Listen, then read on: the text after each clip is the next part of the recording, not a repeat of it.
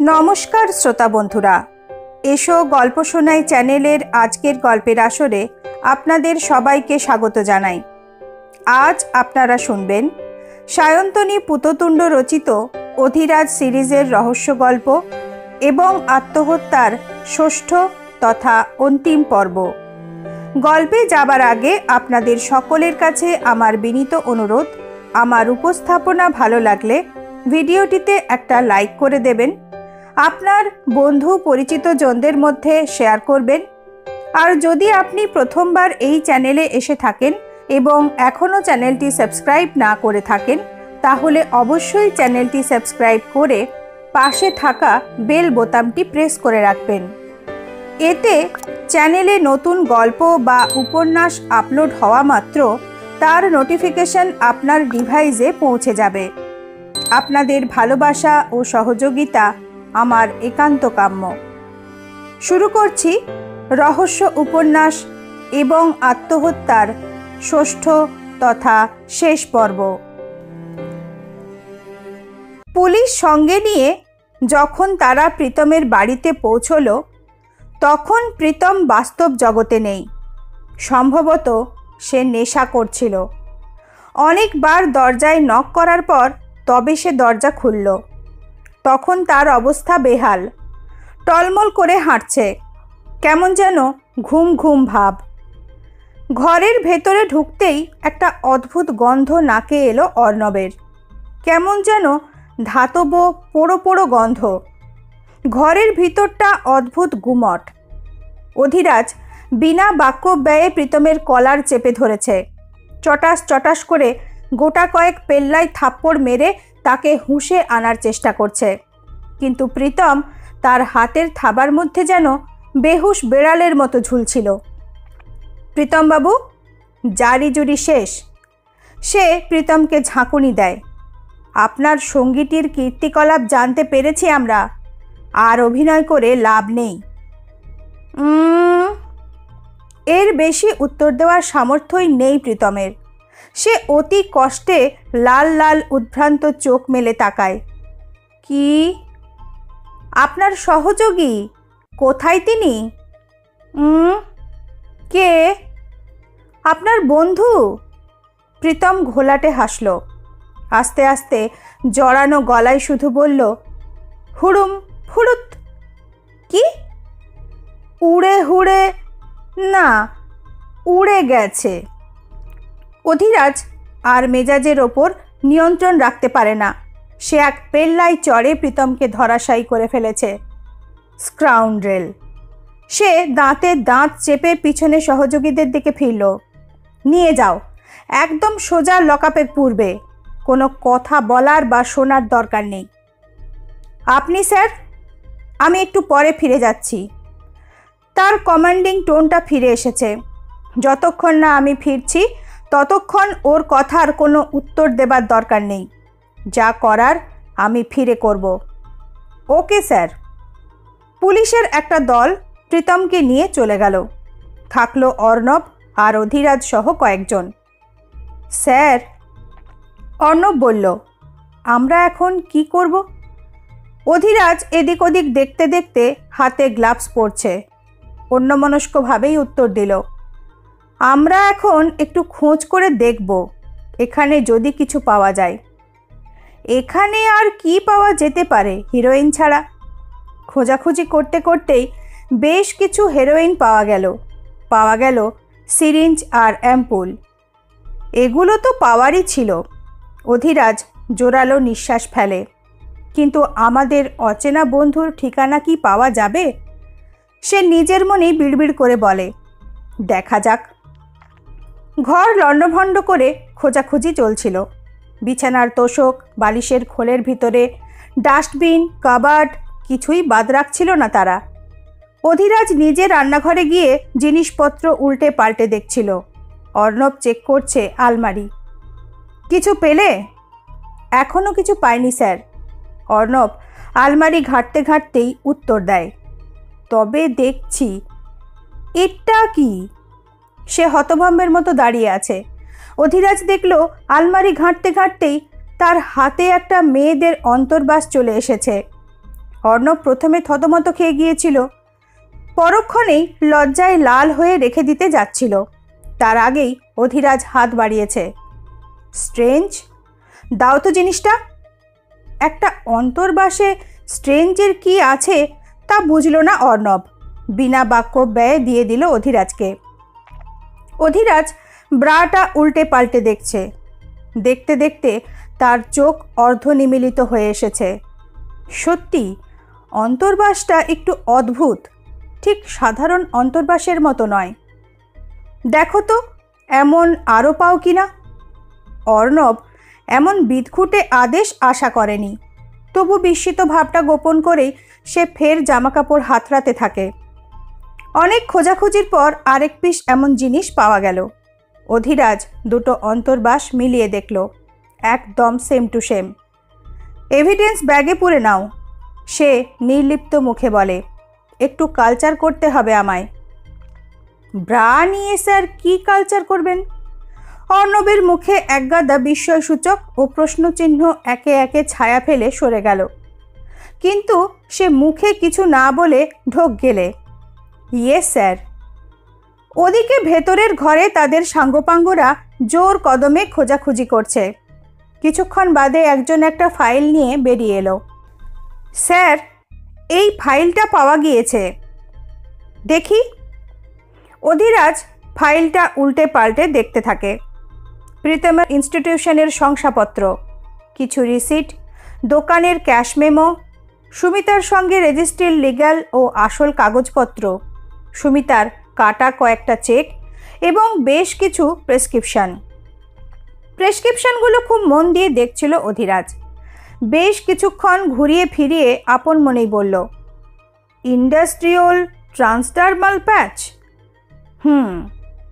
এত কিছু দেখে যে অধিরাজ কি বুঝল তা বোধহয় অর্ণব বুঝতে পারল না, কিন্তু তারা তখনও খোঁজাখুঁজি চালিয়ে যাচ্ছে। অনেক খোঁজাখুঁজির পরও অবশ্য আপত্তিকর কিছুই পাওয়া গেল না। একজন একা পুরুষের ঘরে মেয়েদের অন্তর্বাস পাওয়া যাওয়াটা অদ্ভুত হলেও বেআইনি কিছু নয়। এরপর সারাটা রাস্তা অধিরাজ কেমন আচ্ছন্নের মতো এলো। সে কিছু যেন ভাবছে, অজানা কোনো আততায়ীর পিছনে তার মন ধাওয়া করছে। অদ্ভুত অপরাধী, অদ্ভুত তার প্ল্যান। তার চিন্তাভাবনার প্রশংসা না করে উপায় নেই। যেভাবে সে একের পর এক জট তৈরি করছে তাতে লোকটি যে আশ্চর্য চতুর তাতে কোনো সন্দেহ নেই। অধিরাজ মনে মনে একটা সম্ভাবনার কথা ভাবছিল। একটু অদ্ভুত হলেও অবিশ্বাস্য নয়, বরং মনে হলো বোধহয় একটু আলো দেখতে পাচ্ছে। তার হাতে তখনও মল্লিকার কথায় আঁকা ছবি ও মৃত এমডির পিয়ের ছবি ধরা ছিল। সে চোখ কুঁচকে দেখছিল বারবার সেই ছবি দুটো। ফটোগ্রাফটায় লোকটার নাক যতটা খাড়া, স্কেচে ততটা খাড়া নয়। ওই কোম্পানির এমপ্লয়িরা বারবার বলেছে লোকটা অদ্ভুত মেয়েলি ছিল, তার হাবভাবও মেয়েদের মতো। ছেলেটি গে ছিল। এছাড়াও তদন্তকারী অফিসারের বক্তব্য ছিল যে ধরা পড়ার আগেই সে বিদেশে পালিয়ে যায়, সম্ভবত আমেরিকায়, কিন্তু তাকে কিছুতেই খুঁজে পাওয়া যায়নি। একেবারে কর্পূরের মতো উবে গিয়েছিল।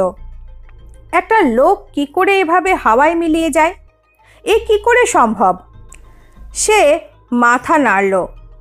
না, এই উইন্ড চিটারটা তাকে জ্বালিয়ে খাচ্ছে। উইন্ড চিটারের রহস্যটা তাকে ভেদ করতেই হবে। সে যে সম্ভাবনার কথা ভাবছে, যদি তাই হয় তবে হয়তো উইন্ড চিটারের হেঁয়ালিটা বোঝা যেতে পারে। হয়তো সে যা ভাবছে। ভাবতে ভাবতেই তার চিন্তাসূত্র ছিঁড়ে গেল। অর্ণবের মোবাইল বাজছে। অর্ণব তার দিকে একটু অপ্রস্তুত দৃষ্টিতে তাকায়। স্যারের চিন্তার মধ্যে মোবাইলটা এমন ব্যাঘাত ঘটাবে জানলে সাইলেন্ট মোডে রাখত। সে আর চোখে দেখে অফিস থেকে ফোন আসছে। কি হলো? ফোনটা ধরো। Yes sir. অর্ণব ফোনটা রিসিভ করলো। হ্যালো। হ্যাঁ বলছি। বলো। কি? অধিরাজ দেখল অর্ণব আচমকা প্রায় লাফিয়ে উঠেছে। তার কণ্ঠস্বরে রীতিমতো উত্তেজনা। কখন মারা গিয়েছে? সে কি? আসছি, এখনই আসছি। সে যখন ফোনটা কাটল তখন তার মুখ উত্তেজনায় লাল। অধিরাজ অদ্ভুত আশঙ্কায় বলে, কি হলো? কে গেল? কৃষ্ণদাস বাবুর ছেলে অঞ্জন একটু আগেই মারা গিয়েছে। অধিরাজ বড় বড় চোখ করে তাকিয়ে থাকলো তার দিকে। শুধু একটা কথাই বেরোলো তার মুখ দিয়ে, হোয়াট? প্রায় ছুটতে ছুটতেই পৌঁছলো ওরা সান্যালদের বাড়িতে। মল্লিকা পাথরের মতো সোফায় বসেছিলেন, কাঁদছেন না, কেমন যেন নিষ্প্রাণ পাথরের মতো তার হাবভাব। অঞ্জনের ঘরে ছিল মৃতদেহটা, উপুড় হয়ে পড়েছিল ল্যাপটপের ওপর, হাত পা তখনও শক্ত হয়নি। অধিরাজ আর অর্ণব মিলে তাকে সোজা করে শুইয়ে দিল। ছেলেটার ঠোঁট জোড়া নীল হয়ে গিয়েছে। অধিরাজ তার ঠোঁট জোড়া আলতো করে শুকল। তার চোখ উত্তেজনায় চকচক করে উঠেছে, হালকা বাদাম তেলের গন্ধ। Arnab, sir, hydrogen cyanide, prussic acid. সে উত্তেজিত। এই কেসে দ্বিতীয়বার প্রুসিক অ্যাসিডের আবির্ভাব হলো। আমি ঠিকই ধরেছি, এ সেই অবতারেরই কাজ। সেই পার্সোনাল সেক্রেটারি? হ্যাঁ, ইনি সেই একই লোক। অধিরাজ আস্তে আস্তে বলে, আমার বোকামির জন্যই এই মৃত্যুটা ঘটল। আমি বুঝতে পারিনি। ইস, সব আমার চোখের সামনে ছিল, তবু বুঝতে পারিনি। সে যেন ভেঙে পড়ে। অর্ণব তার পিঠে ইতস্তত করে হাত রাখে। কিন্তু আর কোনো মৃত্যু হবে না, আর নয়। অধিরাজ উঠে দাঁড়ায়। চলো, মল্লিকা দেবীর সঙ্গে একটু কথা বলে আসি। মল্লিকা দেবী তখনও কথা বলার মতো অবস্থায় ছিলেন না। তার দেহে প্রাণ আছে কিনা সে বিষয়ে সন্দেহ হতো যদি না তিনি অধিরাজের কথার উত্তর দিতেন। মল্লিকা দেবী, কয়েকটা প্রশ্ন করব। অধিরাজ নম্রভাবে বলে, আপনার মনের অবস্থার কথা বুঝতে পারছি, তবু বলুন। ক্ষীণ কণ্ঠে বললেন মল্লিকা। তার আগের সেই তেজি কণ্ঠস্বর আর নেই। অঞ্জন কি কিছুক্ষণ আগে কিছু খেয়েছিল? চা বা জলখাবার? না, কিছুই খায়নি। বিস্মিত গলায় বলে অধিরাজ। না। তিনি স্তিমিতভাবে বললেন, ও সকালে ব্রেড বাটার আর কলা খেয়েছিল, তারপর আর কিছু? ব্রেড বাটার কলা? সে বলল, ইন্টারেস্টিং। কখন ব্রেকফাস্ট করেছিল? ও ঘুম থেকে একটু দেরি করে ওঠে। ব্রেকফাস্ট আন্দাজ 11টার সময় করেছিল। ইউজুয়ালি অঞ্জন কি রেগুলার এই ব্রেকফাস্টই করত? হ্যাঁ। 1 মিনিট ভেবে নেয় অধিরাজ। তাও তো প্রায় 3 ঘন্টা হতে চলল। আমি ওকে দুপুরে লাঞ্চের জন্য ডাকতে গিয়েছিলাম। দেখি ও ল্যাপটপের সামনে বসে আছে। খুব টেনশনে ছিল। আমাকে বলল পরে খাবে। কি করে বুঝলেন যে ও টেনশনে ছিল? আমার ছেলে, আমি বুঝবো না? দাঁত দিয়ে নখ কাটা ওর একটা বদ অভ্যেস ছিল। যখন টেনশনে পড়তো তখন বেশি বেশি নখ কাটত। আজও তাই করছিল। তারপর যখন 1:30 বেজে গেল তখন ওকে আবার ডাকতে গেলাম। এসে দেখি ল্যাপটপের ওপর উপুড় হয়ে পড়ে আছে। গায়ে হাত দিয়ে দেখি। উচ্ছ্বসিত কান্নায় এবার ভেঙে পড়লেন মল্লিকা। ও ল্যাপটপে বসে কি করছিল জানেন? ডায়েরি লিখছিল। নিজেকে সামলাতে সামলাতে বললেন মল্লিকা, ও রোজ ডায়েরি লিখত। ডায়েরি লিখত শুনে অধিরাজ ফের উত্তেজিত হয়ে ওঠে। ল্যাপটপে ডায়েরি লিখত? হ্যাঁ। ওকে ম্যাডাম, অধিরাজ শান্ত গলায় বলে, আপনাকে আর বিরক্ত করছি না। আমরা অঞ্জনের ল্যাপটপটা একটু দেখব। তারা মল্লিকাকে ছেড়ে আবার ফিরে এলো অঞ্জনের ঘরে। দেহ ততক্ষণে পুলিশ কর্মীরা স্থানান্তরিত করেছে। তারা কিংকর্তব্য মুখ করে দাঁড়িয়েছিল। বডি ফরেন্সিক ল্যাবে পৌঁছে দাও, অধিরাজ বলে। আমরা ইনভেস্টিগেশন শেষ করে ফিরছি। Okay sir. তারা চলে গেল। অর্ণব এগিয়ে গিয়ে ল্যাপটপটা ধরতে যাচ্ছিল। অধিরাজ বারণ করল, না অর্ণব, গ্লাভস হাতে না দিয়ে ল্যাপটপটাকে ছুঁয়ো না। সে নিজেও হাতে গ্লাভস পরতে পরতে বলে, ল্যাপটপে বিষ আছে, প্রুসিক অ্যাসিড। বিষ ল্যাপটপে? অর্ণব চোখ কপালে তুলে বলে, সে কি বোঝনি? সে বুঝিয়ে বলে, সিম্পল হিসাব। অঞ্জন 3 ঘন্টা আগে ব্রেকফাস্ট করেছিল। প্রুসিক অ্যাসিড অতক্ষণ সময় দেয় না, মিনিট খানেকই যথেষ্ট। কিন্তু অঞ্জনকে তখনও মল্লিকা দেবী জীবিত দেখেছিলেন, সুতরাং ব্রেকফাস্টে কিছু ছিল না। তবে ছিল ল্যাপটপে। খুনি অসম্ভব চতুর, খাবারে বিষ মেশায়নি সে। খাবারে বিষ মেশালে ধরা পড়ার সম্ভাবনা, তাই ল্যাপটপের কিবোর্ডে বিষ মিশিয়ে রাখল। অঞ্জনের আপন মনেই দাঁত দিয়ে নখ কাটার বদ অভ্যেস আছে, সে কথা সে ভালোই জানত। ল্যাপটপে কাজ করতে করতে সে আপন মনেই দাঁত দিয়ে নখ কাটতে গেল। ব্যাস, প্রুসিক অ্যাসিডও তার খেল দেখিয়ে দিল। কেন অঞ্জনকে? সেটা ওর ডায়েরি বলে দেবে। ডেস্কটপের ওপরে মাই ডায়েরি নামের একটা আইকন খুঁজে নিয়ে ডাবল ক্লিক করলো অধিরাজ। মুহূর্তের মধ্যে দৃশ্যমান হলো পুরো লেখাগুলো। বেশি পিছনের ডায়েরি দেখার দরকার নেই। সে স্ক্রল করে নেমে এলো নিচের দিকে। সুমিতার মৃত্যুর মাত্র 7 দিন আগে থেকে দেখতে শুরু করেছে। অর্ণব দেখল অঞ্জন লিখেছে, ক্যাপ্টেন স্পার্ককে আমি বড় ভালোবাসি। ও কথা দিয়েছে রাতে আমার সঙ্গে দেখা করতে আসবে। আমার জন্য ওটাও আনবে, এই জন্যই ওকে ভালো লাগে। তারপর, আজ রাতেও ক্যাপ্টেন স্পার্কের আসার কথা আছে। আমি অনেক ঝামেলা করে লুকিয়ে লুকিয়ে ওকে দরজা খুলে দিয়েছি কাল। ভয় লাগে যদি কেউ দেখে ফেলে। তবু আমি জানি আমাকে এ কাজটা করতেই হবে। ও না এলে জিনিসটা পাবো কি করে? ও জিনিসটা ছাড়া আমি থাকতে পারি না, ক্যাপ্টেন স্পার্ককে ছাড়াও নয়। এরকম। শুধু সুমিতার মৃত্যুর দিনের লেখাটা একটু অন্যরকম। আজ রাতে ক্যাপ্টেন স্পার্ক আসতে পারবে না।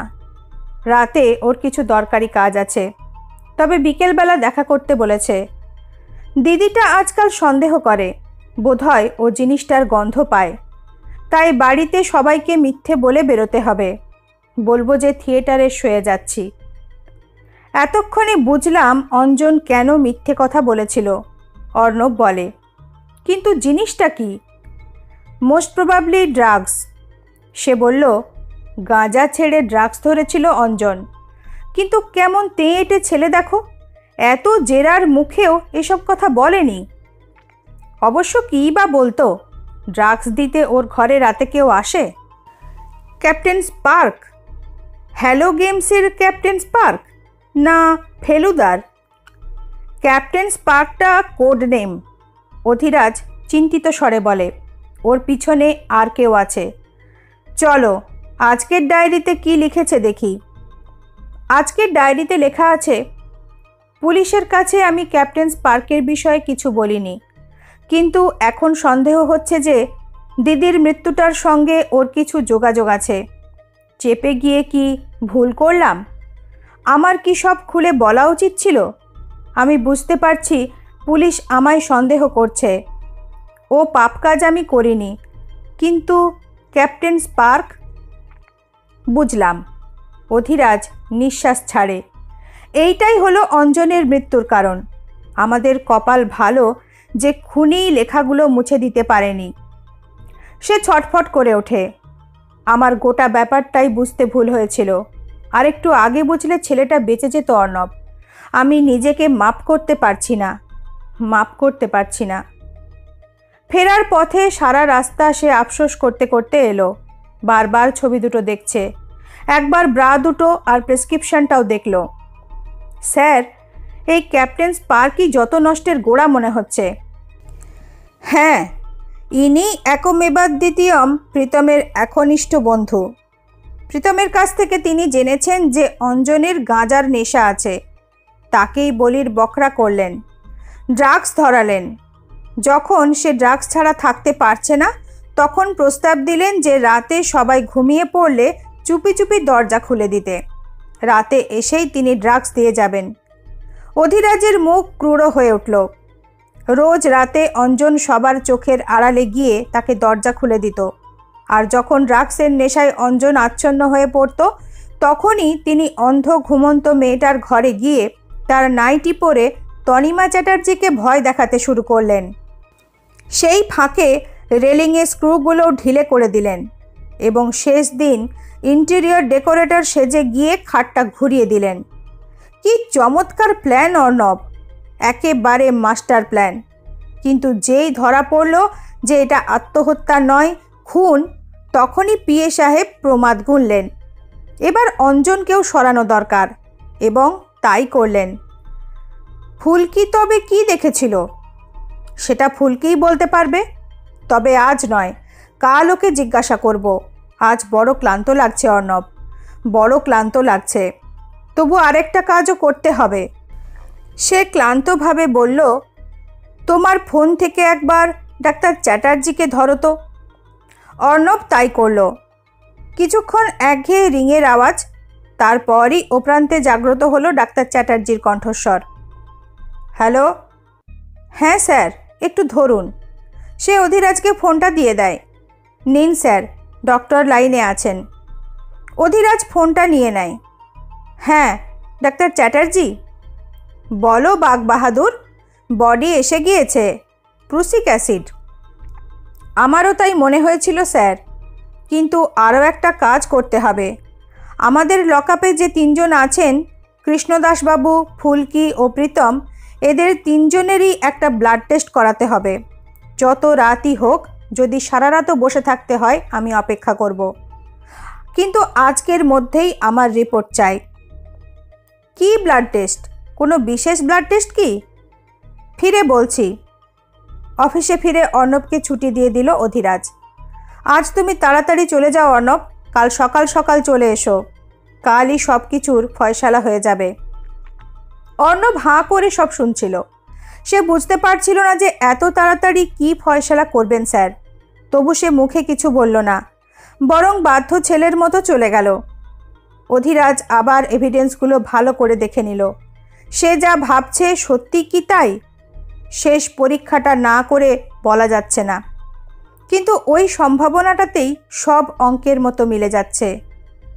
সে কিছুক্ষণ আপন মনে ভাবল, তারপর একের পর এক সিগারেট খেতে লাগলো। প্রায় আধ ঘন্টায় এক গুচ্ছ সিগারেট পুড়িয়ে অবশেষে হাজির হলো ডাক্তার চ্যাটার্জির কাছে। তিনি ইতিমধ্যেই লোক পাঠিয়ে রক্তের নমুনা সংগ্রহ করে রেখেছেন। অধিরাজ হাজির হতেই বললেন, ঘোড়ায় জিন চড়িয়ে রেখেছি, বলো কি টেস্ট করতে হবে। অধিরাজ টেস্টের নামটা তাকে কানে কানে বলে। ডাক্তার চ্যাটার্জি কিছুক্ষণ হাঁ করে থাকলেন, তারপর বলেন, সে কি? কেন? তুমি কি সন্দেহ করছো? পরে বলবো। কতক্ষণে হবে? কত তাড়াতাড়ি লাগবে? আজই হলে ভালো হয়। ঠিক আছে, তুমি বাড়ি চলে যাও, হয়ে গেলে আমি তোমার রিপোর্ট বলে দেব। না ডক, আমি এখানেই অপেক্ষা করছি, অফিসেই আছি, যত সময় লাগে লাগুক আমি আছি, কিন্তু রিপোর্ট হাতে না পেয়ে আজ নড়ছি না। ডাক্তার চ্যাটার্জি তার দিকে গভীর দৃষ্টিতে তাকালেন। বেশ, তুমি থাকতে পারো, কিন্তু এক শর্তে, তাড়া দেওয়া চলবে না। অধিরাজ মাথা ঝাঁকালো, অর্থাৎ তাড়া দেবে না। নিজেও জ্বলবে, অন্যকেও জ্বালাবে? তুমি কি লগনচাঁদা ছেলে হে? উক্তিটা ছুড়ে দিয়ে চলে গেলেন ডাক্তার চ্যাটার্জি। অধিরাজ বাইরে বেরিয়ে এলো, অপেক্ষা করতে লাগলো। আস্তে আস্তে সন্ধে নেমে এলো। সন্ধে গড়িয়ে রাত। কলিগরা একে একে বাড়ির দিকে রওনা হয়ে গিয়েছে। অফিসের আলোগুলো টুপটুপ করে নিভে এলো। ফাঁকা অফিসে চুপ করে বসেছিল অধিরাজ। সদ্য নার্সিংহোম থেকে ছাড়া পাওয়া ক্লান্ত শরীর আর টানতে পারছে না। তবু হাল ছাড়ল না সে। অদ্ভুত জেদ নিয়ে বসে রয়েছে। সে জানে এই পরীক্ষাটাই প্রমাণ করে দেবে তার সন্দেহ সঠিক কিনা। আজ তাকে এখানে থাকতেই হবে, হয় এসপার নয় ওসপার। রাত আস্তে আস্তে গভীর হলো। এখন চতুর্দিক একদম নিঝুম। দূরে কোথাও যেন কুক কুক করে কোনো পাখি ডাকছে। একটা দুটো বেওয়ারিশ কুকুর মাঝে মধ্যেই হঠাৎ হঠাৎ করে শোরগোল তুলছিল। অধিরাজের মনে হলো সে যেন অন্তহীন যুগ ধরে অপেক্ষা করছে। নিজের হৃদস্পন্দনের আওয়াজও শুনতে পাচ্ছিল সে। অফিস ঘরের ঘড়িতে রাত 3টের ঘন্টা পড়ছে। আর কতক্ষণ? এ রাত কি শেষ হবে না? রাজা। অধিরাজ একটা সিগারেট ধরাতে যাচ্ছিল। ডাক্তার চ্যাটার্জির কণ্ঠস্বর শুনে ফিরে তাকালো। আজ তুমি আমায় খুব জ্বালিয়েছ। তিনি একটা প্যাকেট এগিয়ে দিতে দিতে বললেন, 3 বার পরীক্ষা করেছি, 3 বারই এক রেজাল্ট। নাও, এবার বাড়ি যেতে পারি? অধিরাজ খামটা নিয়ে বলল, thanks doctor, see you tomorrow, good night. অর্ণবের মনে হলো আজ বোধহয় ঝড় আসবে। ঘরের ভাবটা গুমট। অধিরাজের মুখ থমথমে। সে বোধহয় সারা রাত ঘুমোয়নি। প্রীতম, ফুলকি, কৃষ্ণদাসবাবু আগে থেকেই এখানে হাজির হয়েছেন। আজ এসেছেন মল্লিকা। 4 জনেই আশঙ্কিত দৃষ্টিতে তাকিয়ে আছে অধিরাজের দিকে। প্রথমেই প্রীতমবাবুকে একটা সুযোগ দিই। অধিরাজ প্রীতমের দিকে ফিরল। সমস্ত ঘটনা আপনি আমার থেকেও ভালো জানেন প্রীতমবাবু, আপনি বলবেন কি? প্রীতম চুপ করেই রইল। তার কণ্ঠার হাড় নড়ে উঠল, কিন্তু মুখে কিছু বলল না। বেশ, আমিই বলছি। ভুল হলে শুধরে দেবেন। জাস্ট একটা গল্পের মতো করে শুনুন। অধিরাজ বলতে শুরু করে, প্রীতমবাবু যে অফিসে চাকরি করতেন সেই অফিসের এমডির পিএ এক অদ্ভুত ক্যারেক্টার। তার চেহারায় মেয়েলি ভাব ছিল বেশি। যদিও আসলে তিনি পুরুষ, কিন্তু পুরুষ হলেও সমকামী। তার মাথায় অপরাধের নানা প্ল্যান ঘুরঘুর করত, কিন্তু সহযোগী পাচ্ছিলেন না। কথায় আছে, রতনে রতন চেনে। প্রীতম জোট বাঁধলেন তার সঙ্গে। প্রীতম কোম্পানি থেকে একটা বড় অঙ্কের টাকা সরালেন। হাজতবাস হলো, কিন্তু জেল হলো না। কারণ তার সহযোগীটি প্রুসিক অ্যাসিড দিয়ে মূল অভিযোগকারীটিকেই সরিয়ে দিলেন। এই অবধি বলেই অধিরাজ থামল। কিছুক্ষণ চুপ করে থেকে সে ফের বলে, সুন্দর প্ল্যান। এরপর সহযোগীটি হাওয়া হয়ে গেল। কোথায় গেল কেউ খুঁজে পেল না। প্রীতম খুনের সময়ে হাজতে ছিল, তাই তাকেও খুনের জন্য দায়ী করা গেল না। তছরূপের অভিযোগও প্রমাণ করা গেল না। লোক বলে সে আমেরিকা পালিয়ে গিয়েছিল। যেতেই পারে, তখন প্রচুর পয়সার মালিক ছিল সে। তাকে আর পায় কে? কিন্তু এরপর সে ফিরে আসে। প্রীতমের সঙ্গে তার যোগাযোগ ছিল। প্রীতম তাকে জানায় যে একটি অন্ধ অথচ কোটিপতি মেয়েকে সে প্রেমের জালে ফাঁসিয়েছে। দুজনে মিলে যুক্তি করল যে প্রথমে মেয়েটিকে প্রীতম বিয়ে করবে এবং তারপরই মৃত্যু হবে তার। তার প্রপার্টি স্বাভাবিকভাবেই প্রীতমের হবে, কিন্তু খুন হলে চলবে না। তাই যথাসম্ভব আত্মহত্যার মতো করেই মারা গেল সুমিতা। প্ল্যান মাফিক ফুলকিকে সরিয়ে দেওয়া হলো সিন থেকে। অঞ্জনকে ড্রাগের লোভ দেখিয়ে রাতে গোপনভাবে ঘরে ঢুকত প্রীতমবাবুর বন্ধু। তারপর অঞ্জন নেশায় বুঁদ হয়ে গেলে সে সবার অগোচরে ঘুমন্ত সুমিতার ঘরে এসে তারই কোনো নাইটি পরে তনিমা চ্যাটার্জিকে ভয় দেখাতো। সে জানত যে তনিমা রোজ ওই সময়ই ব্যালকনিতে এসে দাঁড়ান। তাকে কনভিন্স করানো হলো যে মেয়েটি আত্মহত্যা করতে চায়। তিনিও তাই ভাবলেন। সেই ফাঁকেই সে রেলিংয়ের স্ক্রুগুলো আলগাও করে দিল। শেষ দিন সে ইন্টেরিয়র ডেকোরেটরের ছদ্মবেশ নিয়ে এসে প্রথমে শ্রীতমা সেনকে অঞ্জনের নাম দিয়ে ফাঁকতালে ফোন করল। তারপর সুযোগ বুঝে সুমিতার খাটটা টেনে সরিয়ে দিল। কেউ তাকে সন্দেহ করল না। এর পরের ঘটনা ইতিহাস হয়ে আছে। আমার দেখা সবচেয়ে ক্লিয়ার মার্ডার। সুমিতা মারা গেল। প্রীতম সেই ঘটনার কথা শুনে এসে হাজির হলো এবং তালে গোলে হরি বলে ব্যালকনি ও রেলিং থেকে সব ফিঙ্গারপ্রিন্ট মুছে দিল। কিন্তু সমস্যা হলো অঞ্জনকে নিয়ে। সে গোটাটা না জানুক, কিন্তু কিছু আঁচ করেছে। আর সে যদি পুলিশের কাছে মুখ খোলে তবেই বিপদ। তাই তার মুখ বন্ধ করা দরকার। অতএব অঞ্জনও মারা গেল। অধিরাজ একটু থামে। এই হলো মোটের ওপর গেম প্ল্যান, কিন্তু মুশকিল হলো আমি এইটুকুতেই সন্তুষ্ট নই। আমার খালি মনে হয় সেই লোক জানলো কি করে যে তনিমা চ্যাটার্জি রোজ ওইখানে এসে দাঁড়ান? সে জানলো কি করে যে সুমিতার নাইটি কোথায় থাকে? ইন্টেরিয়র ডেকোরেটরের কথা আর প্ল্যান সে কি করে জানে? অঞ্জনের ল্যাপটপ সে পেল কি করে? অঞ্জন একটা অচেনা মানুষকে রাতে তার ঘরে ঢুকতে দেবে কেন? ইন্টেরিয়র ডেকোরেটরের ছদ্মবেশে উইন্ড চিটার দরকার পড়ল কেন? ব্রাজিলিয়ান ওয়ান্ডারিং স্পাইডার ফুলকির ঘরে গেল কি করে? এই সব প্রশ্ন বারবার উঠে আসছে। এর উত্তর একটু দিয়ে দেবেন মিস্টার অর মিস ফুলকি? ফুলকি? প্রায় লাফিয়ে উঠল অর্ণব। স্যার কি বলছেন? প্রীতম বাদে বাকি দুজনও হাঁ করে তাকিয়ে আছে ফুলকির দিকে। ওভাবে তাকানোর কিছু নেই। উনি প্রীতমবাবুর ডিয়ারেস্ট বন্ধু, না বান্ধবী বলবো? অধিরাজ হাসে। ওনাকে এতদিন কেউ চিনতেই পারেনি, কারণ গোপওয়ালা পুরুষ মানুষটি বিদেশে গিয়ে সেক্স চেঞ্জ করে এসেছেন। মেয়েলি ছোটোখাটো চেহারা বলে দিব্যি মানিয়ে গিয়েছে, সন্দেহের জায়গাই নেই। প্রীতমের বাড়ি সার্চ করার সময় আমার একটি বিশেষ ধরনের কাপ ব্রা চোখে পড়ল, যেটা সচরাচর ছেলেরা সেক্স রিঅ্যাসাইনমেন্ট সার্জারি তথা SRS করে মেয়েতে পরিণত হলে অপারেশনের পর পড়তে হয়। এছাড়া প্রেসক্রিপশনে চোখে পড়ল ইস্টাডিওল ট্রান্সডার্মাল প্যাচের নামটা। SRS অপারেশনের পর ইস্ট্রোজেন হরমোন শরীরে নিতে হলে ওই জিনিসটি লাগে। আমি তখনই বুঝেছিলাম কোনো সেক্স চেঞ্জের ঘটনা আছে। এরপর মল্লিকা দেবীর বর্ণনা অনুযায়ী আঁকা ছবির মুখ আর খুনি পিয়ের মুখ মিলিয়ে দেখলাম মুখ প্রায় একই, কিন্তু পার্থক্য আছে। আঁকা ছবিটায় ওই একই লোকের মুখ অনেক বেশি নমনীয়, নাক ছোট, পেলব। বুঝতে পারলাম যে প্রীতমের অ্যাসিস্ট্যান্ট সেক্স চেঞ্জ করেছেন সম্ভবত। একটা গুফো পুরুষ সে যতই মেয়েলি হোক না কেন, যখন পুরোপুরি মেয়ে হয়ে যায় তখন তাকে চেনা দেয়।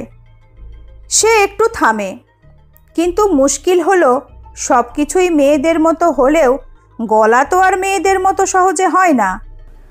আর একটি মেয়ের গলা দিয়ে বাঁচখাই পুরুষের আওয়াজ বেরোচ্ছে দেখলে যে কেউ সন্দেহ করবে।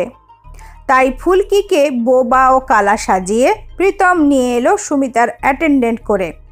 তার গলার স্বর কেউ শোনেনি, তাই যখন তাকে ছদ্মবেশ ধরে ইন্টেরিয়র ডেকোরেটর সাজতে হলো তখন কণ্ঠস্বর নিয়ে সমস্যা হলো না, সমস্যা হলো দেহটাকে নিয়ে। ইস্ট্রোজেন আর প্রোজেস্টেরনের কল্যাণে ওর শরীর তখন নারীর। বাধ্য হয়ে উইন্ড চিটার গায়ে গলাতে হলো। কি ঠিক বলছি তো? ফুলকি কোনো কথা না বলে অগ্নি দৃষ্টিতে তাকিয়ে থাকে। ব্রাজিলিয়ান ওয়ান্ডারিং স্পাইডারকেও ইনিই রেখেছিলেন কলার কাঁদিতে। অঞ্জন রোজ একটা করে কলা খেত। সম্ভবত ফুলকির ঘর থেকে একটা করে কলা ছিঁড়ে নিত সে। সেদিনও মাকড়সাটা তার অপেক্ষাতেই ছাড়া ছিল। কৃষ্ণদাসবাবুকে ফাঁসানোর জন্য বাক্সটা রাখল তার কাবার্ডে, কিন্তু তার আগেই আমরা ধরে নিয়ে এলাম অঞ্জনকে। ফুলকি চিন্তায় পড়ে গেল, অঞ্জন যদি সব বলে দেয়। সে জানে যে ফুলকি ছুটি নিয়ে বাড়ি যায়নি, কলকাতাতেই ছিল। রোজ রাতে সে আসতো। কথা বলে দিলে কি হবে? টেনশনে সে মাকড়সাটাকে সরানোর কথা ভুলে গেল। মাকড়সাটাও কলার কাঁদিতে রয়ে গেল, বিশেষ নড়াচড়া করল না। মাকড়সাটা ফুলকিকে কামড়ালেও কোনো অসুবিধে ছিল না। মাকড়সাটা আমেরিকা থেকে এনেছিল সেই। নিশ্চয়ই খাবার টাবারও দিত। তখনই মাকড়সার লোম লেগে গেছে তার গায়ে, আর তা গা থেকে সুমিতার নাইটিতে। মাকড়সার কামড়ের অ্যান্টিডোট নিশ্চয়ই তার কাছে ছিল। সেটা আশা করি ওর ঘর তল্লাশি করলেই পাওয়া যাবে। এসব বাজে কথা। প্রীতম লাফিয়ে ওঠে। একটা ডেফ অ্যান্ড ডাম মেয়েকে এইভাবে আপনি অভিযুক্ত করতে পারেন না। প্রমাণ কি আছে আপনার? মল্লিকা দেবীর বর্ণনায় আঁকা ছবিটা থেকে দাড়ি গোঁফ সব সরিয়ে মাথায় লম্বা চুল দিলেই আপনার আদরের ফুলকির চেহারা বেরিয়ে পড়বে প্রীতমবাবু। তাছাড়া যেদিন আমরা তল্লাশি করতে ওদের বাড়ি গিয়েছিলাম সেদিন মল্লিকা দেবী টয়লেটে স্নান করছিলেন। ঘরে ছিল শুধু ফুলকি। আমরা কলিং বেল বাজাতেই সে দরজা খুলে দিয়েছিল। মালকিন ঘরে নেই, কেউ তাকে ইশারায় বলেনি দরজা খুলে দিতে, অথচ সে খুলে দিল। এর মানে কি? এর মানে হলো সে কলিং বেলের আওয়াজ শুনতে পেয়েছে। কলিং বেলের আওয়াজ যে শোনে সে কালা হয় কি করে? আর যদি কালা হওয়াটা তার মিথ্যা হয়ে থাকে তবে সে বোবাও নয়। আমার তখনই সন্দেহ হয়েছিল। তাতে কি? তাতে কিছুই নয়, কিন্তু ফুলকিকে ফাঁসিয়ে দেবে অঞ্জনের ডায়েরি। অঞ্জন জনৈক ক্যাপ্টেন স্পার্কের কথা বলেছে। সবাই চরিত্রটার কথাই ভেবেছে, কিন্তু আমার মাথায় এসেছিল যে স্পার্ক মানে ফুলকি। প্রীতমের মুখে যেন কেউ তালা মেরে দিল। Last but not the least, এই ব্লাড রিপোর্ট। ডাক্তার চ্যাটার্জির রিপোর্টটা তুলে ধরল অধিরাজ। ওয়েন চিটারটা আমায় বড় জ্বালাচ্ছিল। ফুলকির ওপর একটু একটু সন্দেহও ছিল, আর প্রীতমবাবুর বাড়ির এভিডেন্স বলছিল যে একটা সেক্স চেঞ্জ হয়েছে, তাই সবার রক্তের কেরিওটাইপ করতে দিয়েছিলাম। স্বাভাবিকভাবেই কৃষ্ণদাসবাবুও প্রীতমের জেনোটাইপ XY, কিন্তু ফুলকিরও যখন XY জেনোটাইপ এলো তখন বুঝতে বাকি রইল না যে আসলে ইনিই ছুপা রুস্তাম। অপারেশন করে শরীর পাল্টানো যায়, জিন পাল্টানো যায় না। ওর জিন বলছে ও একটি পুরুষ। ব্যাস, অপরাধী বেরিয়ে পড়ল। অধিরাজ মুচকি হেসে বলল, দ্যাটস অল, আমার কাজ শেষ। মিস্টার প্রীতম এবং মিস্টার অর মিস ফুলকি, আপনাদের গ্রেপ্তার করা হলো। প্রীতম আর ফুলকিকে পাকড়াও করে ধরে নিয়ে কনস্টেবল চলে গেল। মিস্টার আর মিসেস সান্যালও আর বসলেন না। আস্তে আস্তে তারাও নিজেদের বাড়ির দিকে রওনা দিলেন। স্যার, অর্ণব বলে, ওরা এখন কি নিয়ে বাঁচবেন বলুন তো? ছেলে মেয়ে দুই তো গেল। অধিরাজ অন্যমনস্ক হয়ে বলে, জানি না অর্ণব, আমি ভাবছিলাম ব্রাজিলিয়ান ওয়ান্ডারিং স্পাইডারের কথা। আমি আজ তার কামড় খেয়েও বেঁচে আছি, কিন্তু যখন মানুষ বিষ দাঁত বসায় তখন বাঁচার আর পথ থাকে না। শত অ্যান্টিভেনামেও সে বিষের নিদান নেই। তবে কে বিষধর বেশি, ব্রাজিলিয়ান ওয়ান্ডারিং স্পাইডার না মানুষ? অর্ণব বুঝল এ প্রশ্নের কোনো জবাব না দেওয়াই উচিত। শেষ হলো রহস্য উপন্যাস এবং আত্মহত্যার অন্তিম পর্ব। আজ এই পর্যন্তই। নতুন একটি গল্প সাথে নিয়ে তাড়াতাড়ি ফিরে আসব। সবাই ভালো থাকবেন। নমস্কার।